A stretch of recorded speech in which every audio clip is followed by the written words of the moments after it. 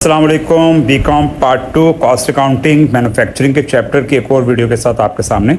Student, आज इस video में हम मैन्युफैक्चरिंग कॉस्टिंग में 2011 प्राइवेट क्वेश्चन नंबर 6 को सॉल्व करेंगे, जिसमें एग्जामिनर ने हमें 4 रिक्वायर्ड दिए हैं। अगर आप रिक्वायर्ड देखें तो पहला रिक्वायर्ड है कॉस्ट ऑफ गुड मैन्युफैक्चर, जो नॉर्मली इस चैप्टर के अंदर रिक्वायर्ड पूछा जाता है। Second required average unit cost, इस पर भी हम प्रीवियस वीडियो में बात कर चुके हैं, दोबारा देख लेंगे। Cost of good sold assuming FIFO method, first in first out, जो सामान हमने पहले बनाया हुआ था हम उसको पहले सेल करेंगे। और इसमें एक न्यू चीज़ आप सीखेंगे, ending inventories of number 1 raw material, यानी कि मटेरियल की एंडिंग इन्वेंट्री आपको बतानी है। मतलब आपको ये बताना है कि हमारे पास साल के एंड पे जो रॉ मटेरियल बच गया है उसकी कॉस्ट कितनी है। और सेकंड 4 का बी कि आपको ये भी बताना है कि साल के एंड पे, ईयर एंड पे हमारे पास जो तैयार माल है, फिनिश गुड्स हैं, उसकी कॉस्ट कितनी है। तो चलें क्वेश्चन को शुरू से पढ़ते हैं। क्वेश्चन में क्या कह रहे हैं, 2011 प्राइवेट क्वेश्चन नंबर 6। क्वेश्चन को पढ़ने जा रहा हूँ। The following data relates to a manufacturing company for the year 2010। Student, ये जो हमारे पास इंफॉर्मेशन है ये फॉर द ईयर 2010 है, यानी कि ये पूरे साल की इंफॉर्मेशन हमें गिवन है। सबसे पहले हमें ये बताया जा रहा है परचेज ऑफ डायरेक्ट मटेरियल, हमने डायरेक्ट मटेरियल परचेज किया पूरे साल में 4,40,000 का। उसके बाद आपको बहुत ही अहम चीज़ बताई जा रही है इसमें, जो इससे पहले वाले क्वेश्चन में हमने नहीं देखी थी। इस क्वेश्चन में अगर आप देखें तो डायरेक्ट मटेरियल यूज की वैल्यू हमें निकाल के दे दी गई है। स्टूडेंट, हम ये बात पढ़ चुके हैं कि किसी भी चीज़ को मैन्युफैक्चर करने के, किसी चीज़ को तैयार करने पे हमारे 3 किस्म की कॉस्ट लगती है। Number 1 cost of direct material, number 2 cost of direct labour and number 3 factory overhead की कॉस्ट। तो इस क्वेश्चन में उसने हमें डायरेक्ट मटेरियल यूज कैलकुलेट करके दे दिया है। इससे पहले वाले क्वेश्चन में हमें ओपनिंग इन्वेंट्री गिवन होती थी, जैसे इस क्वेश्चन में गिवन है। हमें एंडिंग इन्वेंट्री गिवन होती थी, जो इस क्वेश्चन में गिवन नहीं है। हमें परचेजेस गिवन होती थी, जो इस क्वेश्चन में भी गिवन है। तो उसकी मदद से हम डायरेक्ट मटेरियल यूज निकालते थे। अब आपको एक बात अपने माइंड में रखनी है कि जब भी एग्जाम में cost of direct material use calculate करके हमें दे देगा तो हमें डायरेक्ट उसी से ही अपने क्वेश्चन को स्टार्ट करना होगा। यानी कि अगर हमें रिक्वायर्ड नंबर 1 सॉल्व करना है cost of direct material, cost of good manufactured, तो हमें cost of direct material use से ही स्टार्ट लेना होगा, क्योंकि इस क्वेश्चन में हमें एंडिंग की कॉस्ट गिवन नहीं है। ये एंडिंग की कॉस्ट हमारे पास मौजूद नहीं है, cost of ending raw material हमारे पास गिवन नहीं है। जबकि उसने ये चीज़ हमसे रिक्वायर्ड में मांग ली है कि एंडिंग इन्वेंट्री ऑफ मटेरियल बताओ, ये बताओ कि एंडिंग में हमारे पास कितना मटेरियल बचा हुआ है। और इस क्वेश्चन की खास बात क्या है, इस क्वेश्चन की खास बात यह है कि इसमें cost of direct material use हमें कैलकुलेट करके दे दिया गया और हमारे लिए काम को आसान कर दिया गया। ठीक है जी। तो हमें जब भी cost of direct material use given होगा तो हमेशा हमारा स्टार्ट उसी से लिया जाएगा। Next, cost of direct labour paid. यहाँ पे गौर कीजिएगा, वर्ड आया हुआ है पेड। डायरेक्ट लेबर को हमने जो पे किया है वो पूरे साल में 3,25,000 का किया। अगले पॉइंट में वह कह रहे हैं कि direct labour assigned to production. Student, assigned का मतलब होता है कि काम ले लेना, असाइनमेंट ले लेना। हमने पूरे साल में डायरेक्ट लेबर से जो काम लिया है वो 3,50,000 का लिया है, लेकिन हमने पूरे साल में डायरेक्ट लेबर को जो पे किया है वो 3,25,000 का पे किया। अब पॉइंट ये है कि हमें इसमें कौन सी वैल्यू लेनी है, आया कि हमें 3,25,000 लेनी है या 3,50,000 लेनी है। तो ये बात हमेशा याद रखिएगा कि जितना काम आपने ले लिया, जितनी असाइनमेंट आपने लेबर से करवा ली, उतनी कॉस्ट आपको अपनी कैलकुलेशन में लेनी। यानी कि कॉस्ट ऑफ गुड मैन्युफैक्चर्ड की कैलकुलेशन में जो लेबर की कॉस्ट ली जाएगी, स्टूडेंट याद रखिएगा, वो हमेशा असाइन टू प्रोडक्शन जो होगी वो ली जाएगी, हमेशा असाइन टू प्रोडक्शन ली जाएगी। पेमेंट तो हम चाहे करें या ना करें वो एक अलग बात है कि हमने पे करना है, लेकिन हमने काम जो ले लिया है वो 3,50,000 का ले लिया, तो हमें 3,50,000 ही लेना होगा। यानी कि हमें cost of direct material given है, हमें कॉस्ट ऑफ डायरेक्ट लेबर भी गिवन है। और तीसरा जो इसमें एक्सपेंस होता है वो मैन्युफैक्चरिंग ओवरहेड के नाम से या मैन्युफैक्चरिंग एक्सपेंस के नाम से या फैक्ट्री ओवरहेड के नाम से, वो भी हमें गिवन है 4 लाख। इसका मतलब है कि हमारा पहला एलिमेंट ऑफ कॉस्ट भी हमारे पास मौजूद है, हमारे पास दूसरा भी मौजूद है, हमारे पास तीसरा एलिमेंट ऑफ कॉस्ट भी मौजूद है। अच्छा, इस क्वेश्चन में बस ये माइंड में रखिएगा कि इसमें वर्क इन प्रोसेस ओपनिंग भी गिवन है, वर्क इन प्रोसेस एंडिंग भी गिवन है, तो इसको भी आपने अपने माइंड में रखना है और आराम से हम अपना पहला रिक्वायर्ड सॉल्व कर सकते हैं। तो चले देखते हैं कि हम अपने रिक्वायर्ड को कैसे इसमें सॉल्व करेंगे। तो रिक्वायर्ड नंबर 1, पहला required statement of cost of good manufactured आपसे मांगा है, तो आपको कॉस्ट ऑफ गुड मैन्युफैक्चर्ड का स्टेटमेंट तैयार करना है। इसके लिए कंपनी का नेम गिवन नहीं है, एग्जाम में नहीं दिया हुआ, बस ये लिखा हुआ है कि अ मैन्युफैक्चरिंग कंपनी, तो आप नेम कुछ भी सपोज कर सकते हैं, जैसे मैंने नेम सपोज कर लिया ABC company. Then cost of goods manufactured की स्टेटमेंट की हेडिंग आएगी, यानी कि statement of cost of good manufactured, और थर्ड हेडिंग आएगी for the year ended December 31, 2010। ठीक है जी, अब हम अपने बाकायदा क्वेश्चन के स्टार्ट की तरफ जाते हैं और उससे देखते हैं कि कैसे सॉल्व करेंगे। सबसे पहले जैसे मैं आपसे डिस्कस कर चुका हूं कि cost of direct material use से स्टार्ट किया जाएगा अगर पेपर में गिवन होगा, तो ये वैल्यू हमारे पास मौजूद है। Cost of direct material use 4,50,000, तो वो हमने अपने आंसर में ले ली। उसके बाद cost of direct labour assigned, जितना डायरेक्ट लेबर से आपने काम लिया है, ये वाली अमाउंट आपको लेनी है 3,50,000 की। 3,50,000 आपको डायरेक्ट लेबर असाइंड में लेना है। जब इन दोनों को हम ऐड करेंगे आपस में, तो हमारे पास जो आंसर आएगा उसे हम कहते हैं प्राइम कॉस्ट। उसके बाद तीसरा एलिमेंट ऑफ कॉस्ट ऐड किया जाएगा मैन्युफैक्चरिंग ओवरहेड, तो हमारे पास टोटल मैन्युफैक्चरिंग कॉस्ट आ जाएगी। स्टूडेंट, ये वही बातें हैं जो हम प्रीवियस वीडियो में भी कर चुके हैं, कोई न्यू चीज़ इसके अंदर नहीं है।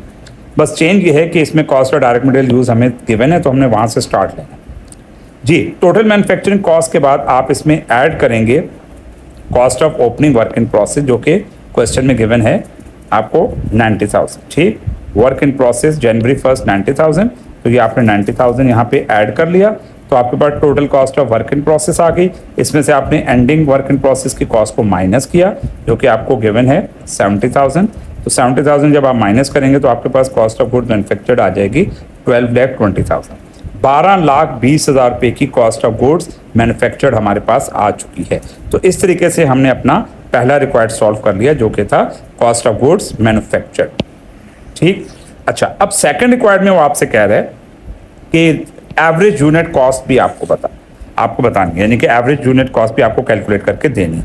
एवरेज यूनिट कॉस्ट का मतलब क्या होता है स्टूडेंट? एवरेज यूनिट कॉस्ट का मतलब ये होता है कि आपने जो यूनिट तैयार किए हैं, एवरेज पर एक यूनिट आपको कितने का पड़ा है। तो एवरेज पर एक यूनिट आपको कितने का पड़ा है, उसकी कैलकुलेशन देखते हैं कि वो कैसे होगा। हमारा required number 2 average unit cost है। तो एवरेज यूनिट कॉस्ट से मुराद ये है कि हमने जो यूनिट तैयार किए हैं वो एक यूनिट हमें कितने का पड़ा।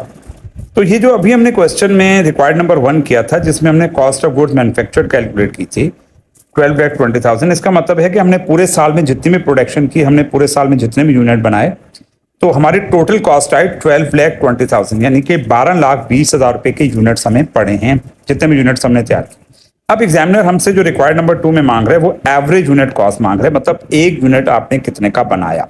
इसके लिए आपको क्वेश्चन में जाना पड़ेगा और क्वेश्चन के इस पार्ट को पढ़ना होगा जिसमें लिखा हुआ है during the year 1,22,000 units were manufactured. हमने पूरे साल में 1,22,000 यूनिट्स बनाए। ये पॉइंट आपके लिए बहुत अहम है, इस पॉइंट को आपने अपने माइंड में रखना है कि हमने पूरे साल में 1,22,000 यूनिट्स मैन्युफैक्चर्ड किए। ठीक है, तो ये जो 1,22,000 यूनिट्स हमने मैन्युफैक्चर्ड किए हैं, इन यूनिट्स को मैन्युफैक्चर्ड करने पे हमारी जो टोटल कॉस्ट आई है वो 12,20,000 आई है। 12,20,000 हमारी टोटल कॉस्ट आई है कितने यूनिट बनाने पे? 1,22,000 यूनिट बनाने पे। 1,22,000 चीजें बनाने पे हमारी जो टोटल कॉस्ट आई है वो 12,20,000 आई। तो पर यूनिट निकालने का तरीकाकार क्या होगा? Required number 2 computation of average unit cost. Student, इसका फार्मूला है average unit cost is equal to cost of goods manufactured. जितनी भी हमने चीजें बनाएंगे, जितने भी हमने यूनिट बनाए, उस पर हमारी कॉस्ट आई है 12,20,000, तो ये हमारी कॉस्ट ऑफ गुड्स मैन्युफैक्चर्ड है। इसको हम डिवाइड कर देंगे नंबर ऑफ यूनिट्स मैन्युफैक्चर्ड से, जो एग्जामिनर आपको क्वेश्चन में बताएगा कि हमने पूरे साल में 1,22,000 यूनिट्स बनाए हैं और इन 1,22,000 यूनिट्स को बनाने पे हमारी जो टोटल कॉस्ट आई है वो 12,20,000 आई। तो आपने करना ये होगा कि कॉस्ट ऑफ गुड मैन्युफैक्चर्ड की वैल्यू को ऊपर रखना है और इसको डिवाइड कर देना है नंबर ऑफ यूनिट्स मैन्युफैक्चर्ड से, जो एग्जामिनर आपको बताएगा। तो 12,20,000 कॉस्ट है 1,22,000 यूनिट्स बनाने की। अगर आप इसको डिवाइड करते हैं तो आपके पास पर यूनिट कॉस्ट आ जाएगी ₹10, मतलब एक यूनिट हमने 10 रुपए का तैयार किया है, एक यूनिट हमें 10 रुपए का पड़ा है। कॉस्ट का मतलब है लागत, हमारा जो खर्चा हुआ है, कंपनी का जो खर्चा हुआ है एक यूनिट को तैयार करने पे वो 10 रुपीज का हुआ है। यकीनन कंपनी इसको 10 रुपीज से ज्यादा में सेल करेगी, लेकिन कॉस्ट कंपनी की 10 रुपीज आ रही। तो इस तरीके से हमने अपना रिक्वायर्ड नंबर 2 भी सॉल्व कर लिया, हमारा रिक्वायर्ड नंबर 1 भी हो चुका है, हमारा रिक्वायर्ड नंबर 2 भी हो चुका है। अब आपसे कह रहे cost of goods sold assuming FIFO method. देखिए, ये जो रिक्वायर्ड है इसके लिए आपको पहले रिक्वायर्ड नंबर 4 पे जाना होगा और रिक्वायर्ड नंबर 4 में ये जो आपके पास एंडिंग फिनिश गुड्स हैं इसे आपको कैलकुलेट करना होगा। जब हमारे पास एंडिंग फिनिश गुड्स की कॉस्ट आ जाएगी तो cost of goods sold calculate करना हमारे लिए कोई मुश्किल काम नहीं होगा। तो चले हम पहले अपने रिक्वायर्ड नंबर 4 को सॉल्व करेंगे। और रिक्वायर्ड नंबर 4 में जो पहला रिक्वायर्ड है वो है ending inventories of raw material. हमें एंडिंग इन्वेंट्री कैलकुलेट करनी है रॉ मटेरियल की। तो तरीकाकार इसका ये होगा कि हमें रिक्वायर्ड नंबर 4 ए की हेडिंग डालनी है, computation of cost of ending raw material. अब देखें जैसे हम नॉर्मली स्टार्ट लेते थे, अगर आपको याद हो टोटल मैन्युफैक्चरिंग कॉस्ट तक जाने के लिए या कॉस्ट ऑफ गुड मैन्युफैक्चर्ड का हम स्टेटमेंट बनाते थे तो हम स्टार्ट लेते थे ओपनिंग रॉ मटेरियल की कॉस्ट से। उसमें हम ऐड करते थे जितना रॉ मटेरियल हमने परचेज किया, परचेज करके परचेज की वैल्यू को ऐड करने के बाद हमारे पास आता था cost of raw material available for use. उसमें से अगर आपको याद हो तो हम अवेलेबल फॉर यूज में से एंडिंग रॉ मटेरियल को माइनस करते थे तो हमारे पास यूज आ जाता था। यानी कि हम टोटल मटेरियल में से जितना मटेरियल बच गया वो अगर हम माइनस करते थे तो हमारे पास cost of direct material used आ जाता था। लेकिन इस क्वेश्चन में थोड़ा सा ट्विस्ट है और इस क्वेश्चन के अंदर एक थोड़ा सा चेंज ये है कि हमारे पास cost of opening raw material तो मौजूद है जो क्वेश्चन में उसने हमें दिया हुआ है। अगर आप देखें तो ये आपके पास रॉ मटेरियल की कॉस्ट मौजूद है 50,000, आपके पास परचेज ऑफ डायरेक्ट मटेरियल की कॉस्ट भी मौजूद है 4,40,000। ठीक, तो अगर आप इसका स्टार्ट ओपनिंग रॉ मटेरियल से लेते हैं और इसमें परचेजेस की वैल्यू को ऐड करते हैं तो आपके पास वही पॉइंट आ जाएगा cost of raw material available for use. इतना रॉ मटेरियल हमारे पास मौजूद है इस्तेमाल करने के लिए। कितना? 4,90,000। अब स्टूडेंट ये जो 4,90,000 का रॉ मटेरियल आपके पास बच गया है ये आप क्या करें, ये आपके पास जो पड़ा हुआ है जो टोटल रॉ मटेरियल आपके पास पड़ा हुआ है 4,90,000 का, इसका आप क्या करेंगे? इसमें से या तो कुछ आप यूज कर लेंगे या आप कुछ बचा लेंगे, यानी कि कुछ बच जाएगा कुछ यूज हो जाएगा। अब आपसे एग्जामिनर मांग क्या रहा है? एग्जामिनर आपसे ये मांग रहा है कि भाई ये बताओ कि एंडिंग रॉ मटेरियल कितना है, कितना बच गया।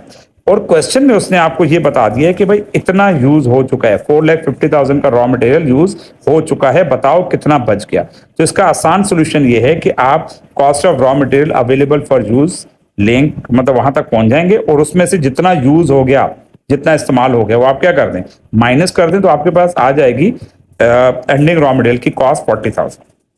ठीक है, 40,000 का रॉ मटेरियल हमारे पास बच चुका है। 490 का टोटल था, उसमें से 450 यूज हो गया तो हमारे पास 40,000 का रॉ मटेरियल बच गया। तो इस तरीके से हमारा रिक्वायर्ड नंबर 4 का ए हो जाएगा और रिक्वायर्ड नंबर 4 का बी हमसे मांग रहा था compute cost of ending finish goods. ठीक है, अच्छा अब इसके लिए आपको करना यह है कि क्वेश्चन पेपर पे जाना है और यहां पर देखना है कि भाई हमारे पास जो एंडिंग फिनिश गुड्स हैं वो कितने हैं, कितने यूनिट्स हमारे पास बच गए हैं। स्टूडेंट अगर आप क्वेश्चन में जाएं तो इसमें आपको ये बताया जा रहा है कि हमारे पास फिनिश गुड्स ओपनिंग जनवरी 1 के जो फिनिश गुड्स हैं वो 15,000 यूनिट्स हमारे पास पहले के पड़े हुए हैं। फिर हमने जो मैन्युफैक्चर्ड किए ड्यूरिंग द ईयर 1,22,000 यूनिट्स हमने मैन्युफैक्चर्ड कर। तो अगर आप 1,22,000 में 15,000 यूनिट्स ऐड करते हैं तो आपके पास टोटल यूनिट्स आ जाएंगे 1,37,000। इसको दोबारा समझिएगा, 15,000 यूनिट्स आपके पास पहले के पड़े प्लस 1,22,000 यूनिट्स आपने बनाए तो टोटल आपके पास यूनिट्स हो गए 1,37,000। इसमें से आपने 1,25,000 यूनिट्स सोल्ड, ये आपने बेच दी। तो 137 में से 1,25,000 यूनिट्स आपने सेल आउट कर दी। तो देखा जाए तो हमारी कंपनी के पास 12,000 यूनिट्स बच गए, हमारी कंपनी के पास 12,000 यूनिट्स बच गए। अच्छा, ये जो 12,000 यूनिट्स हमारे पास बचे होंगे, अब पॉइंट ये है कि क्या ये पिछले साल के हैं, क्या ये इन 15,000 में से बचे हुए हैं या ये जो आपने 1,22,000 बनाए हैं इसमें से बचे हुए। इसके लिए आपको देखना होगा कि मेथड कौन सा हमारी कंपनी यूज कर रही है। हमारी कंपनी मेथड यूज कर रही है फीफो मेथड, यानी कि फर्स्ट इन फर्स्ट आउट। इसका मतलब ये है कि जो यूनिट बचे होंगे वो यकीनन इसी साल की प्रोडक्शन में से बचे होंगे, मतलब इन 1,22,000 में से बचे होंगे, क्योंकि पुराने यूनिट्स तो हम बेच चुके होंगे। फर्स्ट इन फर्स्ट आउट का मतलब ये होता है कि पुराना माल बिक गया तो ये 15,000 यूनिट सेल आउट हो चुके हैं। तो जो यूनिट्स हमारे पास 12,000 बचे हुए हैं वो इसी साल की प्रोडक्शन में से बचे हुए हैं 1,22,000 में से।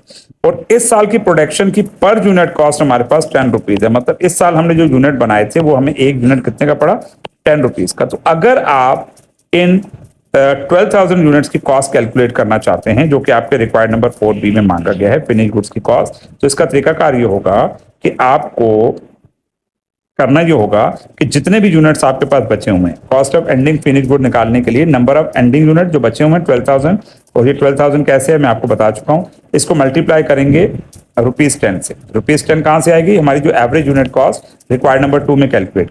तो हमारे पास जो यूनिट बचे हुए हैं, हमारे पास जो 12,000 यूनिट बचे हुए हैं वो हमने 1,20,000 के बनाए थे, यानी कि एंडिंग फिनिश गुड्स की कॉस्ट आ गई 1,20,000।